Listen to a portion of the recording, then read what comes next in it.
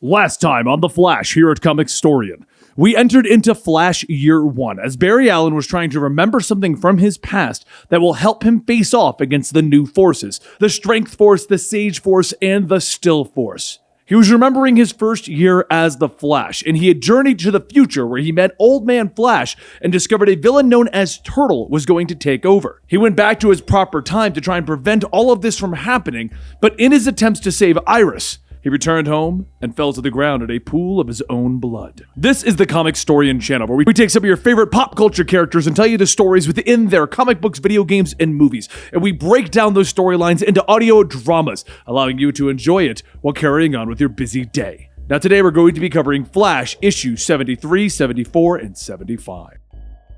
Barry runs home so that he isn't seen, and as he stops to breathe, he falls to the ground in a pool of his own blood. He coughs, feeling the bullet that got through, inching towards his heart with every heartbeat. He has to get the bullet out or he's going to die, and the only way to do that is to vibrate his hand through his own body. But if he does that and messes up, well, he'll cause an explosion, and when it's in your own body, that could be problematic. However, before he can make a decision, there's a knock at his door with Iris asking if he's there. It's her! Please open up! Barry doesn't answer, and Iris goes on stating that she made a mistake tonight. She chased Yorkin down and he pulled a gun on her. The Flash saved them, but other people could have died because of her, and right now, he's the only person that she can talk to. Barry quietly vibrates his hand and reaches into his chest while Iris is going on. And after being extremely careful, he pulls his hand out with the bullet. She says, "You're not even there, are you? You're probably at a crime scene." But as she turns to leave, Barry notices something. The wound in his chest, well, it healed.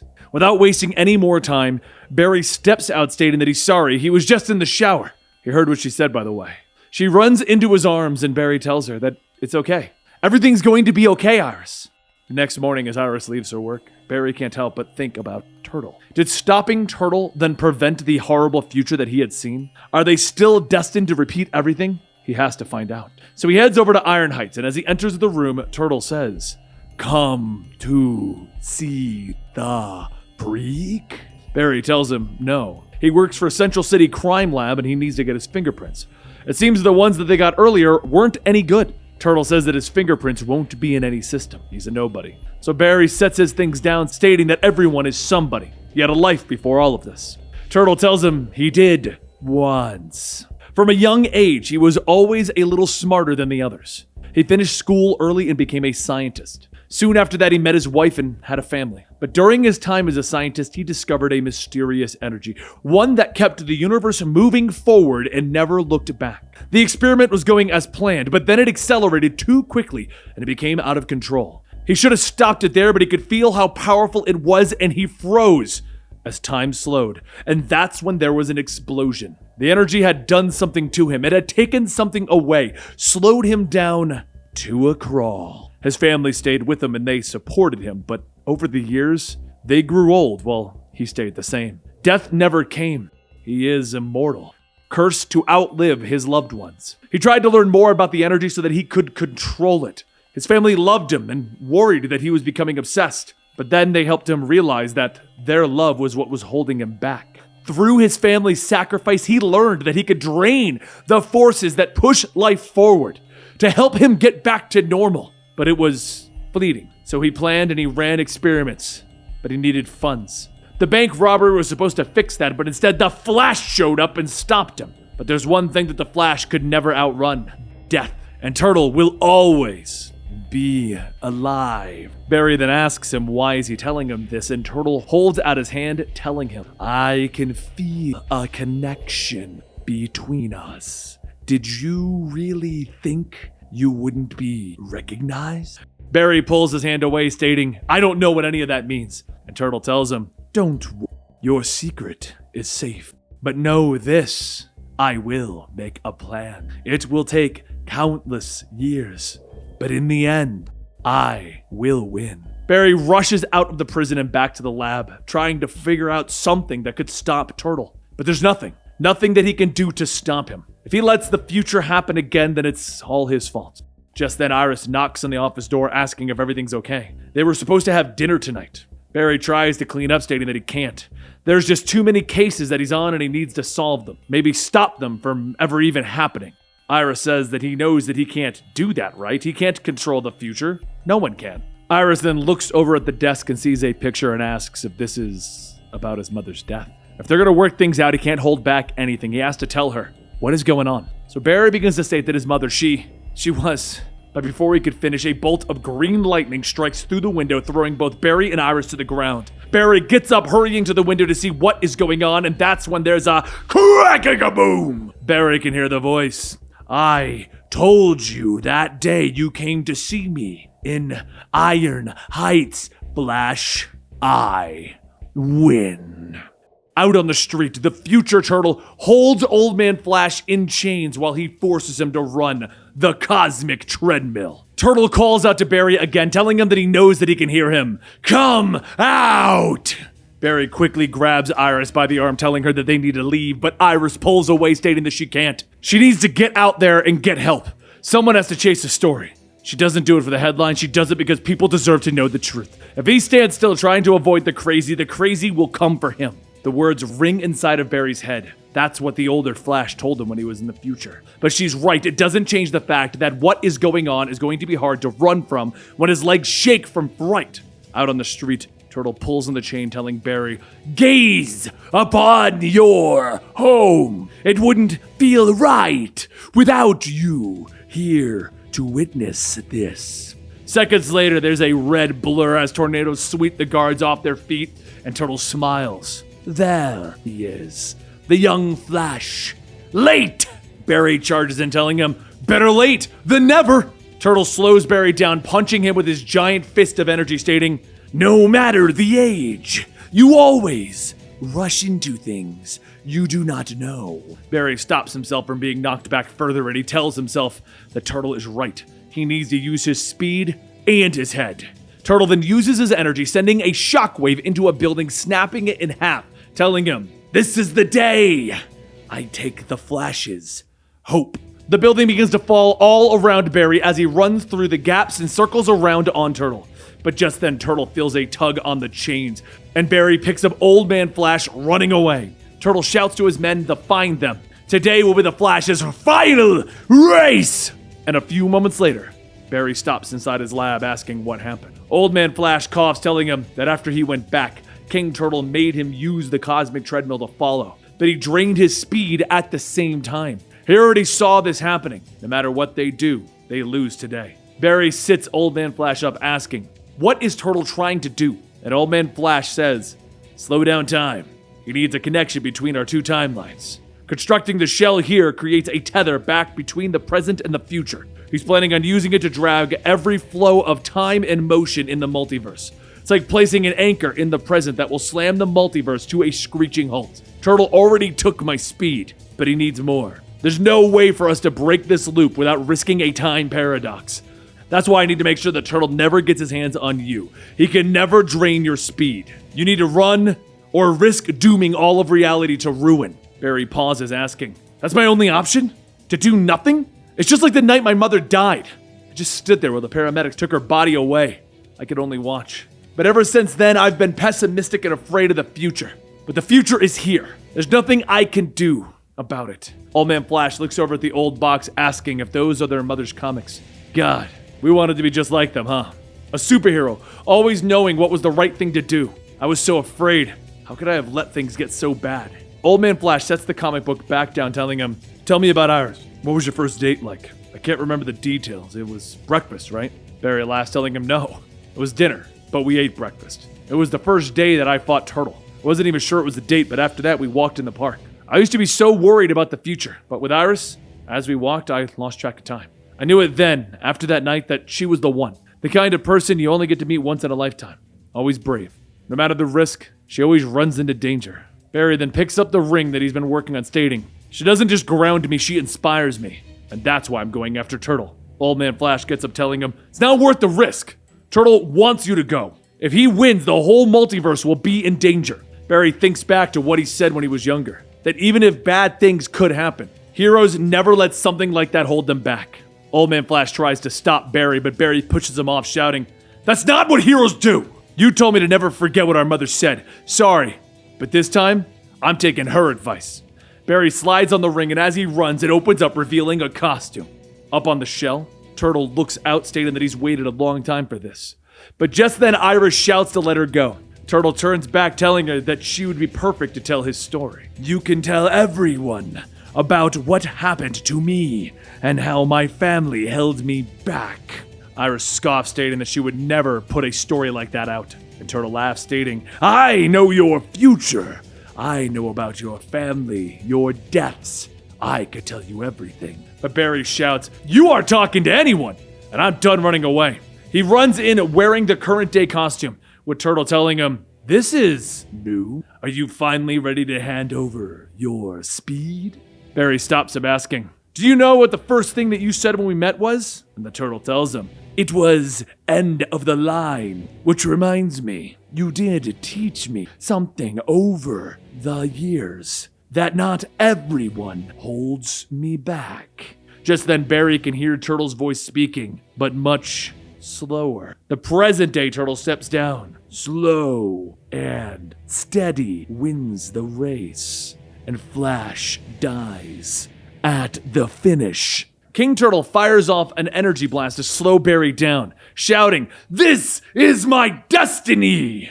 I've been plotting for this moment for ages. I don't want to just control the future. I want to control all of time! Barry recovers from the hit, stating that he might be the king of Central City in the future, but he's gonna be stopped here today. Iris watches the fight as she sees everyone down below in chains resisting the soldiers. She tells herself that the people need to know the truth about what is happening. It may be dangerous, but if Flash isn't giving up, neither is she! She grabs one of the shock batons and slams it into the control panel when suddenly everyone's chains break.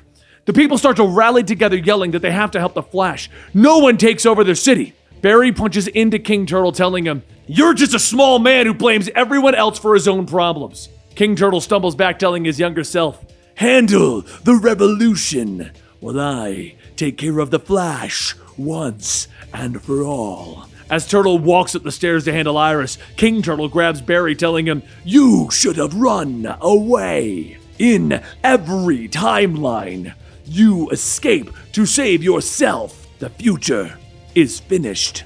King Turtle hits Barry with another blast of energy, and Barry thinks back to what his mother said, that he was always hopeful. He tells himself that he can't give up now. The future Flash was right. Turtle's power is too much. He has to run. But the people, they're not giving up. If Central City can face this head on, so can he. Barry stops, turning back, running headfirst into King Turtle's energy, but this time, it's different. As his body is being ripped apart as King Turtle steals his speed, it engulfs him with fear, making him feel trapped and afraid. But the heroes never let that fear get them down. Right now, he knows who his hero is, and that's Iris. She works every day so that people can get the truth, so that everyone's story is told. Having her in his life showed him that there can be a better tomorrow. He will move time and space itself for her. He knows that he could lose. He knows that he could die. But that was King Turtle's mistake. He needs to race directly into that fear. He needs to ignite the speed inside to find the one thing that King Turtle's powers can never take away from him. Hope! As Barry breaks loose from King Turtle's energy, King Turtle shouts, impossible! Your speed should belong to me! Barry runs by punching Turtle again, grabbing Iris, stating, this time, the rabbit wins. After setting Iris down with the others, he runs back up, running into the shell. But he can feel something as he runs, and he blasts past insane images. They begin to show him that he's a part of something bigger than himself, something that started before him and will outlive him. Now that his lightning is everywhere, he no longer fears the future. In fact, he could speed all of time and space in just a few seconds and take everyone with him to the future. Everyone except Turtle. It will trap Turtle's powers into the past and skip the time paradox that the future Flash feared before it can happen. As Barry does just that, King Turtle and Old Man Flash begin to fade. Old Man Flash feels himself leaving and he laughs. Ha ha ha! Not bad, kid! Soon Barry stops running as he slides into the new future. King Turtle is gone, and he can take that horrible future with him. He can't control or predict the future, but he knows that today, Central City and all of its citizens are safe, except for one. The younger turtle falls to his knees, asking, what happened? Who are you? Iris grabs one of the shock batons, telling him to stay down, but Barry, in his street clothes, helps Turtle up, stating, "It's all right. It's all over." Iris yells for him to get away. He could be dangerous, but Barry helps Turtle, stating, "He could be, but maybe with some help, he could have a bright future ahead of him." Dinner later, February 11th, Flash Day. Barry watches as a parade for the Flash passes by, thinking back to everything that just happened. The time loop was broken. The future is what he makes of it. He's still haunted by his mother's death and how his father is unjustly behind bars. Doubts fill his mind. Will he ever be the hero that he needs to be? The future Flash was a great hero, but even he faltered. That could have been him. He can never lose hope. As Barry watches, Iris calls out to him asking if he's really working on Flash Day. It looks like he took her advice and finally fixed the window. Barry leans in to kiss her when suddenly he hears someone yelling, "Gross!" Barry asks if someone's with her and she tells him yeah. They're kind of mad that they were brought along. Get over it. This is my boyfriend, Barry Allen. Two kids walk up and Iris says, "These are my nephews, Wally and Wallace.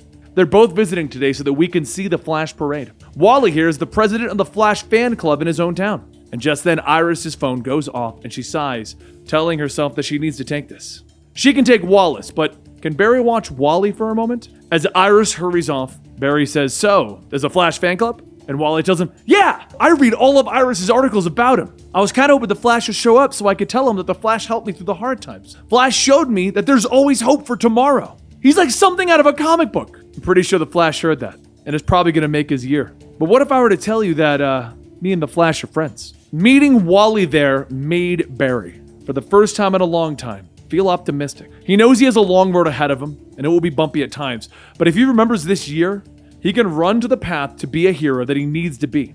Back in our present storyline, where Barry was back in time trying to learn what he could about the Still Force, he gasps and he asks, "What was that? My first year? What happened to..." Steadfast stops him, telling him, "I showed you the past, your true past. Time on this world has been manipulated." Barry asks, "Who are you?" And Steadfast pulls down his hood, telling him, "My name is Steadfast, the new avatar of the Still Force.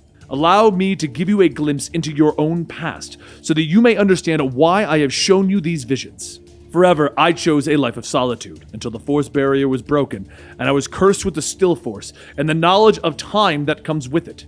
In the past, the Still Force was used for selfish gains, but now it is my life's mission to change that. Now, do you trust me, Barry Allen?" Barry kneels down before him, telling him, "Yeah." Steadfast sits with him and tells him about the new forces. How the Strength, the Sage, and the Still Force are connected to the Speed Force, and the role in which Barry is to play in the future. And when they were done, he went to work. A short while later, over the construction site of the Flash Museum, some steel beams begin to collapse, and before the workers could get to safety, Barry yells, "Safety first!" A few of the workers pause, asking if this is coffee. Barry tells them, "Yeah. Figured you could use a pick-me-up, but it's a beautiful day. You should all be with your family." And the foreman shouts, "You heard the man! Clear out." Once the site is clear, Barry gets to work putting together the museum as well as making a few changes to the statues. Commander Cold stops by asking if everything's okay, and Barry tells him that he's good. Cold asks if he's done now. Barry looks out, stating that that's the thing. The Flash Museum will never truly be done. I'm gonna need your help with some special upgrades. The challenges that we face will be great, and we're gonna need allies to find ways to work with our enemies. There's gonna be good days and bad days, tests of hope of the legacy that we've built. There's darkness in my path, and I can feel myself racing toward the hardest time in my life. But I'll never give up, no matter the danger that the future has in store for me. Now, you may think that that is the end of our story. The Flash getting ready to work with the Strength, the Sage, the Still Force to complete his goals, but right now in DC Comics, there's a special event happening. The Year of the Villain. And if you want to know how we've gotten to that point, go check out our Justice League videos. But all of these issues around this time have an epilogue. And today we're going to tell you Lex Luthor's offer to Captain Cold and the original Rogues. Leonard Snart, Captain Cold. He had a team once. Weather Wizard, Glider, Mirror Master, Heatwave. That was his crew. They were the best crew a no-good crook named Captain Cold could ever ask for. They took what they needed when they needed it and told the world to go to hell. You need a crew that you can count on in this life, because trust him, he's seen what happens with the bad ones. As Cold stands there all bloody and ragged, Snakebite runs up yelling, "Holy crap! What happened to the Suicide Squad?" Cold asks, "Who cares? I never bothered to learn their names anyway." Snakebite holds out a book stating that they got what they needed. We can make a lot of money on the black market with this. Maybe Wally will think that we all died on our damn suicide squad and we can be free. You know what will happen if you run. Snakebite asks, whatever happened to the Captain Cold that I heard about?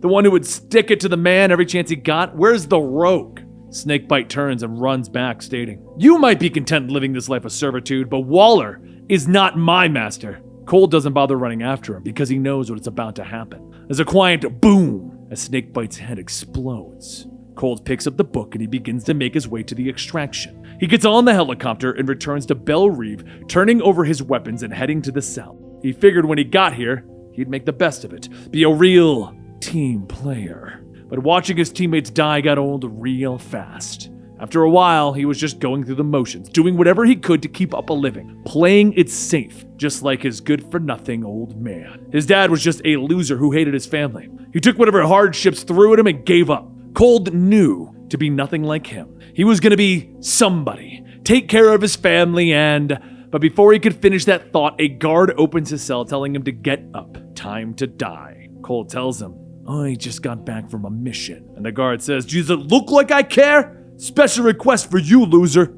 Cold asks, who are you calling a loser? I could kill you right now. The guard says, yeah, well you won't. Before I got here, the word was that you were cold inside. And after watching you come back from all these missions as the lone survivor, we all knew what you were inside. Dead. Cold walks up asking, do you want to just get it over with then? Pull the trigger. End it.